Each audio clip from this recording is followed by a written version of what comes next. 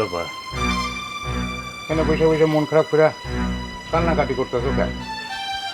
তখন তো তুমি ছেলেরে বিদেশ পাঠাও করে একেবারে পাগল হইয়া গেলা। ছেলেরে দূরে রাখলে তোমার মন খারাপ হইব, তুমি সহ্য করতে পারবো না, তাহলে তাহলে দূরে পাঠাইলা কেন? এটা তো আমার কষ্টের কান্না না, এটা আমার সুখের কান্না। আমার পোলায় সিঙ্গাপুরে গেছে, ভালো আছে, ভালো চাকরি পাইছে। দেখবা আল্লাহ দিলে আমাকে দিন একদিন ফিরে আসবো। তুমি ঠিকই কইছো, সৎ মানুষের সাথে কেউ না থাকলে আল্লাহ থাকে।